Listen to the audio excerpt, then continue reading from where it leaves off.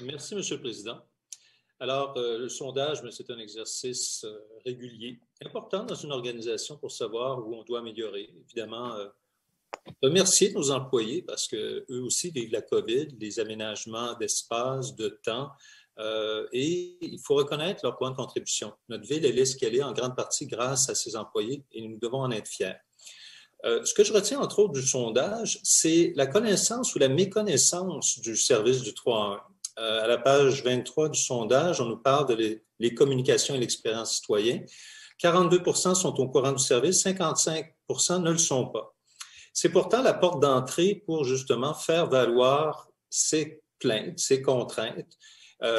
Comme vous tous, comme conseillers, j'invite les citoyens à communiquer avec le 3-1 pour améliorer leur quotidien, les services et autres, et aussi dans le cas très souvent du déneigement, de nous faire part de leur numéro de plainte pour que nous puissions assurer un suivi à ce sujet.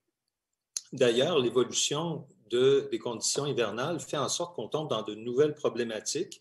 Par exemple, avec le redoux, le fait que dans mon quartier, plusieurs gouttières tombent directement sur le trottoir et non à l'intérieur du trottoir, fait en sorte qu'on se ramasse avec des amoncellements de glace majeurs, dangereux, et oblige nos services à prévoir plus de sorties, pas uniquement attendre la prochaine tempête de neige. À une certaine époque, c'est bizarre de le dire, mais c'était la façon de fonctionner. Et c'est normal, on n'attendait pas, les tempêtes se suivaient les unes à la suite des autres et on agissait. Dans ce cas-ci, on fait face à une nouvelle problématique il n'y a pas assez de neige, mais il y a de la glace. Donc, il y a les plaintes à ce sujet et, comme disait M. Arnould, on peut faire mieux, on va faire mieux, on va le faire. Tant mieux. Je voudrais juste revenir sur la dimension des plaintes proprement dit. Nous recevons toutes les 2 fois par mois le rapport bimensuel des demandes d'intervention. Dans mon cas, dans mon district, ce sont beaucoup les matières résiduelles contenant endommagées qui font l'objet de plaintes plus spécifiquement.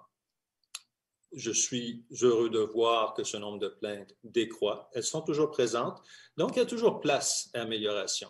Je pense qu'il faut faire attention de tomber dans la complaisance, c'est-à-dire, oui, les résultats peuvent être bons, mais comme pour toute organisation, le défi, c'est de ne pas baisser la garde, c'est de faire en sorte que nous puissions offrir de meilleurs services de façon continue, mais aussi que les citoyens sachent ce que sont ces services. Je retiens aussi de la part sur ce sondage la différence numérique. Certains groupes d'âge sont plus faciles à rejoindre de façon numérique, d'autres ont besoin de conclure, M. Rousseau, s'il vous plaît. formation. Donc, continuons à travailler en ce sens. Merci. Merci beaucoup.